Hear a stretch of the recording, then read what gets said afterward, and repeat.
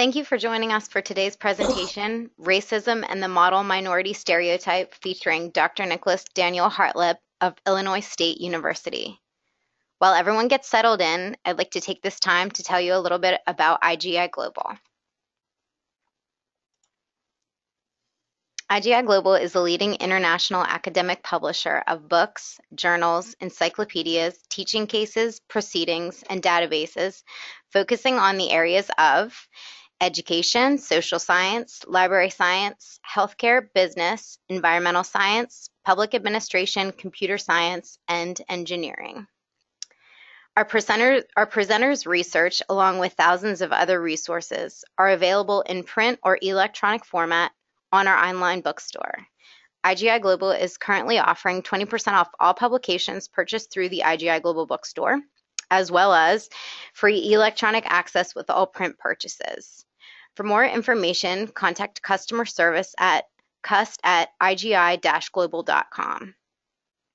To view our presenter's title and other reference sources on stereotypes and social technologies, visit our website, www.igi-global.com. Today's webinar will be recorded, and all registrants will receive a link to view the online recording.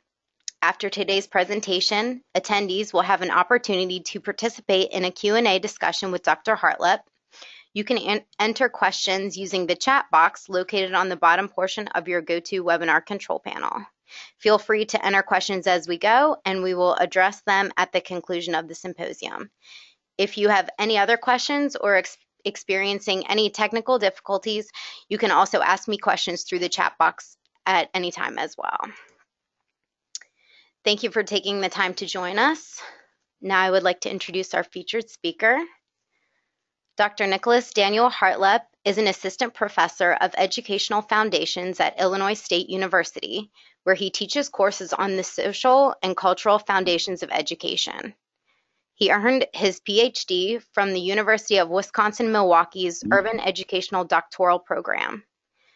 He is the author of The Model Minority Stereotype, Demystifying Asian American Success, editor of The Model Minority Stereotype Reader, Critical and Challenging Readings for the 21st Century, co-editor of Unhooking from Whiteness, The Key to Dismantling Racism in the United States, and also co-editor of the forthcoming Killing the Model Minority Stereotype, Asian American Counter Stories and Complicity.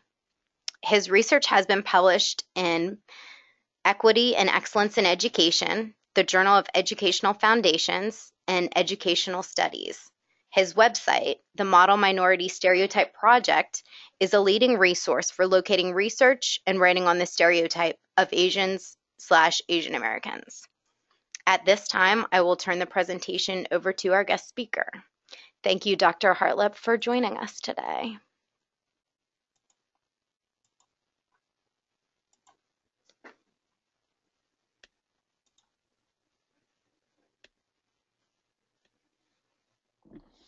Thanks, Anne. I'd like to begin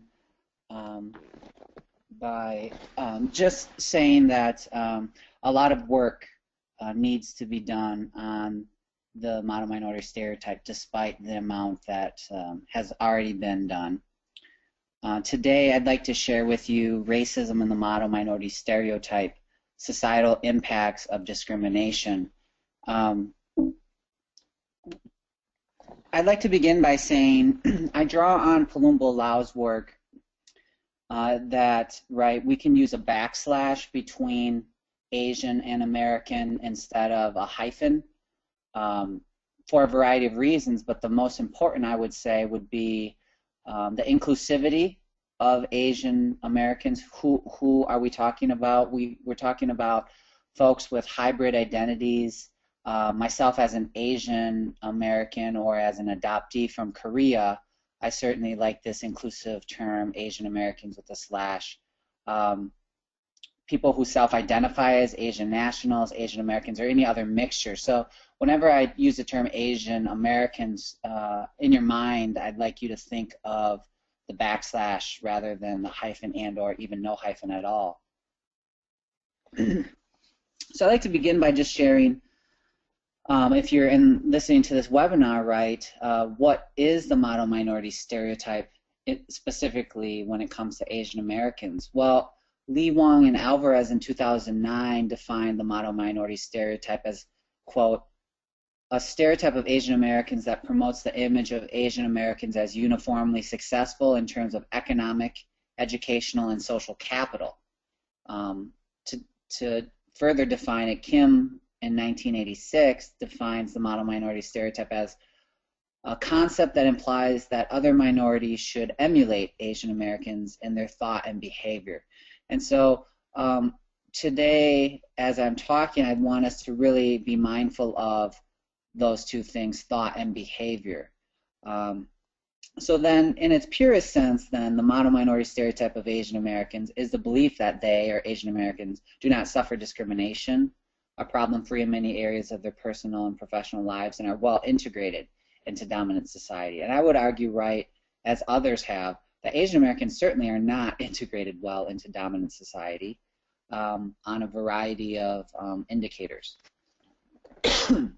So, to me, when we think about stereotypes, just in general, it's a notion of power because, as Plato has said, those who tell the stories also hold the power, right? And so I don't think it is Asian Americans that are intentionally doing it, although that is something that I've been taking up in my current work is complicity, right? That you have this ethnic options as honorary whites in a racist society that Asians might behave, right, that behavior in ways that cast them as model minorities. I don't think, though, in general, any group really wants stereotypes, whether it be arguably positive or negative. So to me, power is central in the stereotyping of Asian Americans and or any other group of people. So the model minority stereotype began in 1966, and William Peterson wrote a story that appeared in the New York Times Magazine, and that title, the title of his article there was Success Story, Japanese American Style. Now, a few things to consider for a moment. Peterson being a Berkeley professor, sociologist, is that we can't just claim that the story began in '66 because it was brewing earlier. The year before, for instance, Daniel Patrick Moynihan wrote and was the author of a report, The Negro Family, the Case of National Action, which commonly academics, we know this as the Moynihan Report. Well, the Moynihan Report certainly began the process of creating an Asian American model minority because Moynihan's report demonized black culture. It really set up the context for the positive stereotype, right? So blacks at the time were stereotyped negatively as a culture that, right, had a culture of poverty and welfare queens, etc. But in the process, Asians were triangulated, right, between blacks and whites. And so drawing on Jean Claire Kim's work in 1999 of racial triangulation there, you can see whites being superior, blacks being the most inferior, Asian Americans being central, but honorary whites. But certainly the difference, the key difference is that Asian Americans are outsiders, right? They're perpetual foreigners, despite perhaps going back to that term, Palumbo Lao, right? That they're born in America. So 1965 is really when the stereotype was beginning to be born. Interestingly enough, this is a consideration that I always share when talking about the stereotype is, this is an excerpt taken from Daryl Hamamoto's book, Monitored Peril, Asian Americans and the Politics of TV Representation, and he says, quote, shortly after the publication of The Negro Family, Professor William Peterson was asked by the editor of the New York Times Magazine to write an article on a distinct racial group that also had suffered past discrimination, yet did not seem to be troubled by a breakdown in family life. The group happened to be, and there you have it before you, Japanese Americans. Now, I bolded this because this is very important for us to understand. Peterson himself admitted that he had little personal and absolutely no professional experience that qualified him to expound upon the subject matter, but he undertook the assignment nonetheless. Now, this is a webinar. I can probably, if this was a live talk, hear the gasps right in the room. And if you're gasping in front of your computer screen, right, I'm giving you an amen, because, right, you have this political project, this racial project that was beginning in '65, and it ended, I guess, in '66. Excuse me. To really illustrate this notion, though, of insiderness and outsiderness in this racial triangulation, I'd like to share a brief clip about what kind of Asian American are you?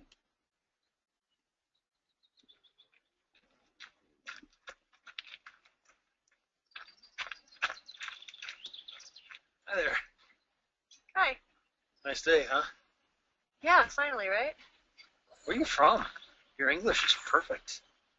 San Diego. We speak English there. Oh, no. Where are you from? Well, I was born in Orange County, but I never actually lived there. I mean before that. Before I was born. Yeah, like, well, where are your people from? Well, my great-grandma was from Seoul. Korean. I knew it. I was like, she's either Japanese or Korean, but I was leaning more towards Korean.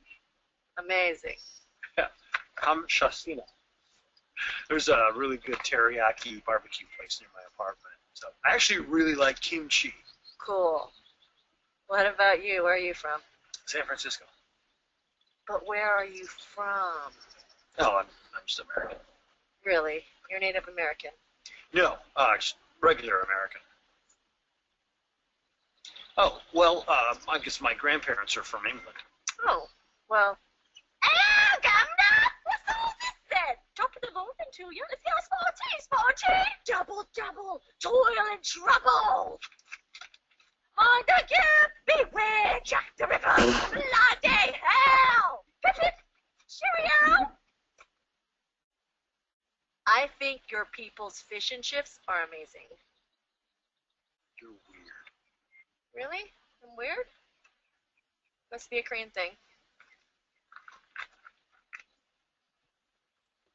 So to me, this clip really illustrates things that Asian Americans, you know, myself, I've experienced almost daily, something related to where you're from, or over-essentializing. So my work really has begun since my dissertation, trying to dismantle the mono-minority stereotype, and at that time looking at disaggregation as a key. And I know that that's something Robert Teranishi and others are really championing, and I value that, and it's so important that we really break the the homogenizing of Asian Americans into this category of, oh, they're super achieving. From the dissertation, and then my first book, and then now this website, which I found out my university is no longer hosting, so I have to get back alive. So if you're looking frantically for this website, it's only available on the intranet at my university as opposed to the internet. But the Model Minority Stereotype Project is a space that really documents all of the great work that's been done and currently being done on the model minority stereotype. Furthering on my agenda, I was thinking, well, a reader looking at Asian Americans, the different subgroups that in America, Filipino Americans, Chinese Americans, etc., that putting together a project, and that's a great read, but it's still not enough, right? It's still not enough. And now the current project with IGI, who have been awesome to work with, the modern societal impacts of the model minority stereotype. 12 power-punching chapters on the societal impacts of the model minority stereotype, beyond race relations, psychologically, acculturation-wise, and even through lenses of critical media literacy. But even this, I would say, is not enough. And now my current project, Counter Stories and Complicity, it's here that I'd like to really begin my discussion with you all. Is this notion of, right, if the model minority stereotype is a dominant story, which it is, it's a discourse, certainly we need counter stories, stories that push back against the dominant story, right? That Asian Americans are not, in fact, a model minority. But then the question becomes, well, if they're not, then what are they, right? And so that's very important work as well, to really imagine what a stereotype-free world would be for Asian Americans. And then also related is this notion of there are Asian Americans who are complicit, knowingly or unknowingly, perpetuating the model minority stereotype. So I think of very elite, educated, high socioeconomic status folks that are, you know, Amy Chua writing books about these cultural groups and claiming that it's because of this, you know, A causes B, etc. They're related. And I find that problematic because it fails to look at history. So issues of ahistoricism, historical amnesia, and downright just lying. And so all of this work really isn't enough. And why I'm thinking it's not enough is because we've produced so many counter stories. If I had a penny for each one, I would be retired, right? So knowledge is not a problem, but yet I hear knowledge, right? Knowledge is the key. Knowledge is the key. We need more knowledge. My question is, what's the lock then? And so today I want to share what I think the lock is. The lock is sophistry. And so I really like to claim that the model minority is sophistry.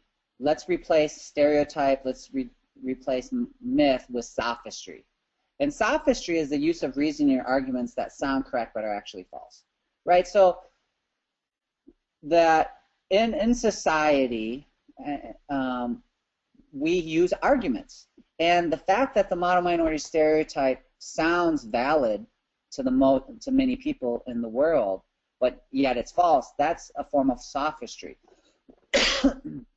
So I'm actually working with one of the chapter contributors to the IGI book, Bida Zachary, on an edited book tentatively titled Model Minority Sophistry, Eugenics, Ecological Fallacies, and Ethic Explanations of Success. And so we're really trying to argue that, right, it's sophistry, plain and simple, of why we have a difficult time unremembering the model minority stereotype.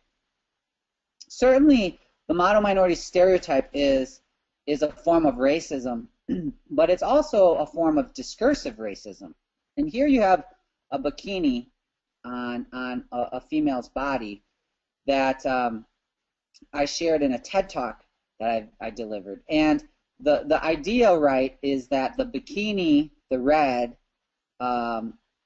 it suggests obedience, it suggests exotic, it suggests disciplined, studious, intelligent. That's the wrapper, so to speak, the exterior of this stereotype. But underneath the stereotype lurks all of these problems, right?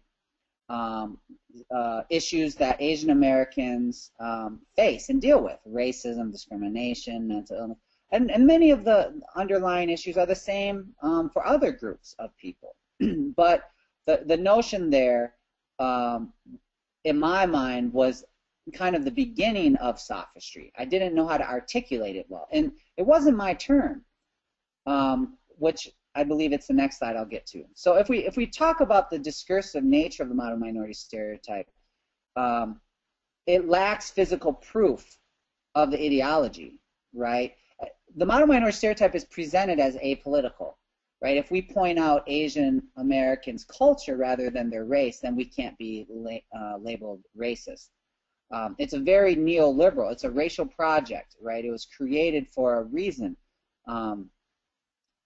And another reason why it's discursive and it's challenging to push back against, despite counter narratives, is because it's part of the everyday language of racism, right? I'm sure folks have heard, you know, comments like, of course she'll get into a top college, her mother is Chinese, or those sisters are going to ace the exam, they come from a Korean family, right? So the implied premise in the first statement is that all Chinese are top students because Chinese mothers are parent in unique ways, right? Like the tiger parents, tiger moms.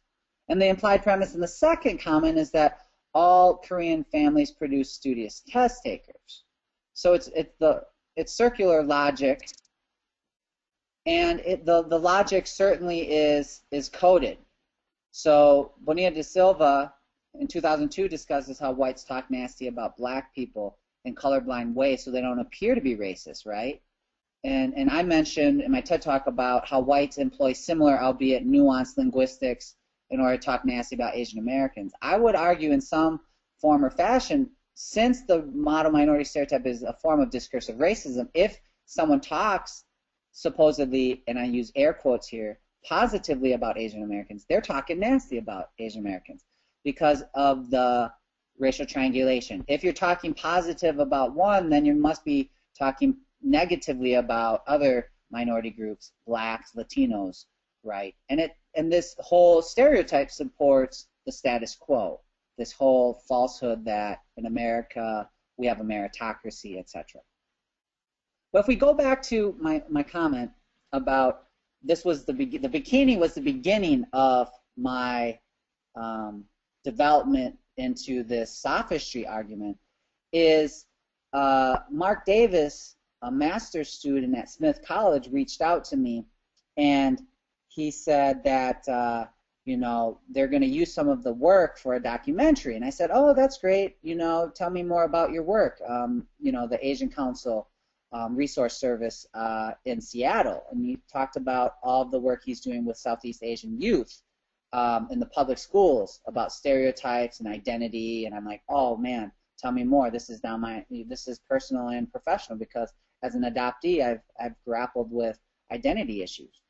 And he said, well, let me I have a question for you, Nicholas. And I said, okay, what is it? And he said, he gave me this slide, and so I want to give him credit for it. But he said, you know, did you use Aaron Levinson's notion of statistics are like a bikini? Because what they reveal is suggestive and what they consider is vital. And I said, you're absolutely right. That is. Well, he said, well, I have a problem with that because of the, you know, cisgendered, hetero-patriarchal nature of that stereotype, right? And I said, you know what? I thought of it through the sophistry lens. It was a very low-hanging fruit for an example. I didn't think about it in that way, and I certainly see I see your critique of it. He said, your quote made me think of Winston Churchill, who said a good speech should be like a woman's skirt, long enough to cover the subject and short enough to be interesting. And so I'm sharing this because in my mind, I'm really thinking that the model minority stereotype, the work that should and will be of use will be imagining a world without the stereotype. What if we aren't model minorities, what are we? But certainly we need to consider intersectionality, the invisibility of Asian people in the U.S. And so in this project, I'm working with two queer men, a Japanese queer man and a white American queer man. And as a cisgendered, you would think, cisgendered heterosexual male who's married, I have 3 children, would you like, where do I fit in this project? Well, you know, I was invited to be on the project, so I was honored in that regard. But we're really looking at insecurity, intersectionality, and invisibility of Asian American men, queer men, because it's very interesting to me how the model minority stereotype, right, it emasculates men, but I think, and I believe wholeheartedly, more work needs to be done. I think of Dr. Charles Strayhorn just published an article on Korean queer men on a college campus using the model minority stereotype. And it is precisely that work that needs to be done to push back. we need to think about complicity, and we need to think of sophistry, of why it's a challenging thing to dismantle. So that's really all that I have to share about the work. There are many societal consequences for anti-Asian racism, and certainly it's troubling to me. The longer the model minority stereotype stays in practice, the longer and the more delayed real change will happen.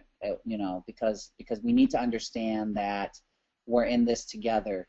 That you know, Asian Americans should not fully embrace the model minority stereotype, despite there are Asian Americans who embrace this because they say, well, it's better than being labeled, you know, fill in the blank. And so we need to understand that white supremacy is benefiting from the stereotype, and folks of color need to understand, as well as white allies, that they don't benefit from a racist society either.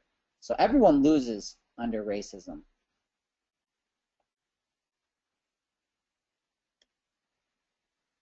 And that's all I have, Anne. So I'm not sure if we can turn to question and answers, or.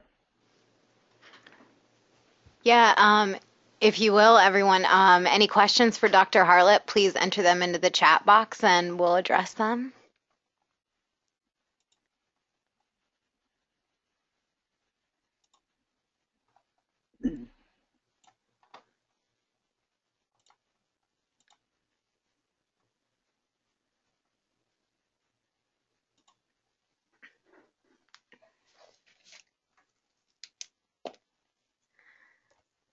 Jared asked, based on your research, do Asian Americans have difficulty succeeding due to a lack of support because teachers, bosses, etc., don't give them enough training or assistance? Jared, that's a great question. My response is certainly yes, and then possibly no. What do I mean by that? There are people that claim that the stereotype actually is a benefit for Asian Americans within the class setting or work setting, right? That there's a halo effect, and that there, you know, the assumption, the presumption that you're competent or you know, able is beneficial. Clearly, my response though would be probably not though, because that's a big burden, right? The fact that if you are high achieving, you know, what happens if you fail, right? And or what happens if you aren't high achieving and you feel like you're living this double life, right? So this stereotype threat, this threat of, right, that if I fail, what will people think of me? That's a big burden. And there are cases, right, where the stress has led to suicide, has led to internalizing racism, and disallowed someone from living a full, you know, a life that's worth living. And so I would say that it does hinder. And so the quick, a lot of people will say, you know, it's special education, right? African Americans are overrepresented in K-12 special education classes. And then people have said, right, Asian Americans are overrepresented and gifted and talented. Again, this binary. What's happening to blacks? What's happening to Asians? I don't think stereotypes ever are helpful because, right, they're overgeneralizations and essentializing. So that's true of all stereotypes, not just Asian specific. I mean, white people, if you're stereotyped, it doesn't help you at all, right? And so while there is a small minority of people saying that this stereotype is beneficial, you know, onto, let's say it's an outcome of a test or something, I still don't think we could say that's positive, because when they leave, and despite, you know, having a better test score, they're still marked and still stereotyped. Thomas also said, as an adoptive parent of a little girl from China, I found this very interesting. Okay, I'd like to hear from Thomas, or have Tom, if he's still on, to to type back what he finds interesting. While I'll give him time to type if he's still online. What I find interesting, or not interesting, but important, is one, we have to acknowledge not a lot of people even know this term, right? So in my own research, we've found that Asians themselves, even white people, I mean, people in general, it's an academic term, right? And some people have never heard of it. And maybe they, if they're really critically they reflect, they can be, oh yeah, I'm aware of some of the stereotypes of Asians in the media, sure. But what I'm interested in is, as the father of girls, just biracial girls, my wife is white, the implications, right, when they find out that Asian women are commodified and they're sexualized and exoticized and in the adult entertainment and stuff, and what does that say about their self-worth as women? And I've given courses on adoption, and there are Chinese and Korean female adoptees who they become 18, 19, and then they stumble upon a website and they're like, oh my gosh, I did not know about this. And so there are so many implications for not only adopted people but all people about the stereotypes and the maltreatment. Because while men are emasculated, women, right, can be cast as submissive, and just there for the pleasure of men, which again speaks to cisgender heteronormativity, right, and patriarchy.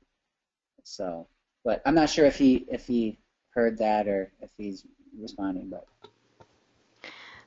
He didn't respond, but it's interesting. Beth Ellen wrote, what fundamental differences do you think exist between the female Asian American stereotype and the male Asian American stereotype? What was the first part, Anne? What fundamental differences do you think exist between the female Asian American stereotype and the male Asian American stereotype? I wouldn't say there is. I would say not one iota, because it's just the same other side of the same coin.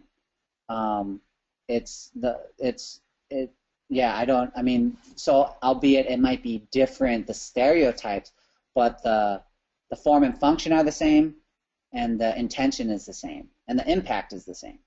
It's just window dressing. I mean, it's white supremacy.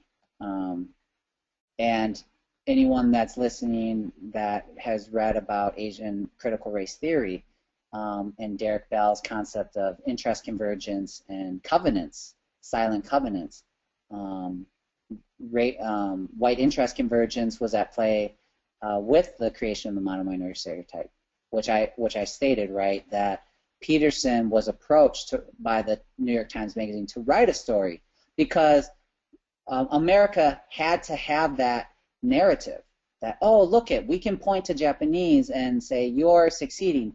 All of the blacks that are saying, all this racist stuff and saying, oh, we can't achieve anything, well, they have to be quiet now because we've given evidence that in America you can succeed if you just try hard enough. And so failure to recognize that, I think, is very problematic.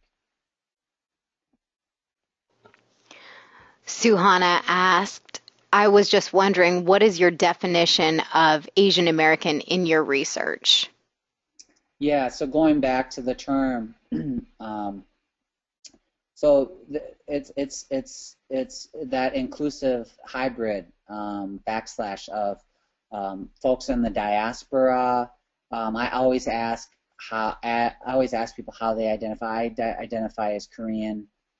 Even though I have citizenship with the U.S. and so it's very personal, and so when I say Asian Americans with a backslash, I'm talking about people who have ties to Asia, and that's my definition.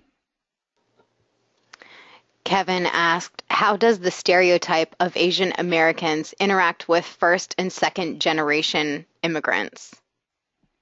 That's a great question. I'm glad he asked it because, I've had discussions with a lot of my elders who are Asian American about this, and they say that my elders say that from their vantage point, the youth are Americanizing very fast, and they see that that's obviously problematic. So the youth, when we think about these generation statuses, and then also hybrid folk like myself, who was born in Korea and then came over to the U.S. when I was 1.5. I didn't have language, didn't have culture, and essentially I'm racially, phenotypically Asian, but I'm culturally white because my adopted parents are white.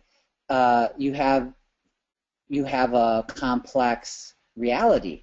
My reading of it is that the generation piece is our youth are Americanizing, and what does that mean? For some it means they don't speak Korean or Chinese or whatever their heritage language is, even though perhaps their parents or grandparents do. Others, it means I will actively resist that, and I do learn it, right? I do, I might be going to Saturday school learning Korean or Chinese or whatever language it is. And for others, is a clear abandoning, right? That they don't want to be seen in that perspective. And it's interesting, I'm working with a master's student about Asian American adoptees, and we have people, adoptee respondents, who say, I'm not Asian, I'm white. They identify as white, even though they are, you're right, I mean, they were born in China and in Korea. And so I see that the trends that I do see is pop culture is exerting a lot of forces on our youth. And I see the older generation looking at us, and then we're looking at them, and we're not really communicating well. And partially, I think that reality since the 60s and 66, when immigration for Asians have changed, I think the biggest thing now is just neoliberalism and our economy. That, I think, is exerting a tremendous amount, as well as education. Because right now, education, compared to no other time, is being under assault. And so I feel the youth are being torn, both ways. And so I think the generation status is complex beyond even segmented assimilation models, right? The idea of right, classical assimilation models, the more American you become, the better outcomes, and now segmented assimilation, well, it might actually be the opposite. You should preserve. I think it goes even beyond those models to new work that could be done to better explain what's going on with generation status. Dr. Michael Njwana remarked, I am a Black adjunct professor. I teach mostly adult learners online, and I live with racism every day in the classroom. Do you think there's a difference between online and the group experience? Yeah, I do. I do. One of the chapters in this book talks about critical media literacy and virtual spaces. I would agree, and it's a shame, right, that you have to experience that as an adjunct professor of color. I definitely think that the form of anti-Black racism and anti-Asian racism, while there's similarities certainly, clearly America has anti-Black racism by far, just given the history and founding of our country, is the most severe. And that's exactly right, the idea of racial triangulation, that Blacks have been at the bottom and still are, I would say, right? And that Asian Americans are co-opted to be this wedge, right? This co-opted and be used to divide and conquer. And so until there is alliances between the Black community and Asian community fighting white supremacy, I think white supremacy will continue to keep Blacks and Asians at odds with each other. So I stand in solidarity with you, and I wish that wasn't the state of affairs we're dealing with. David asked, what do you suggest would be the easiest way to start deconstructing the Asian American stereotype? Yeah, David, that's exactly what I'm talking about, in the sense of we have to imagine. I think that work actually will come out of the youth spaces as opposed to the ivory tower or the academia, because, you know, despite how many peer-reviewed articles you write on it, the Model Minority Stereotype Project, right, I mentioned before, chronicles, blogs, newspapers, news magazines, journals. So I believe it, and I also think it's going to be a virtual space because a lot of the critical media literacy folks fighting hegemonic understandings. So the sophistry, I think, will be torn down by our artists, our poets, our community activists, our non-scholarly people. And I guess I'll get to chronicle that.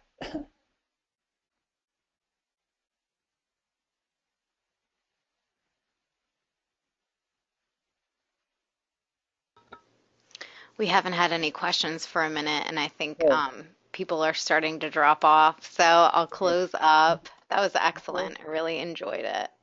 Yeah, I appreciate everyone who listened. Thank you, Anne and IGI, for everything putting this together.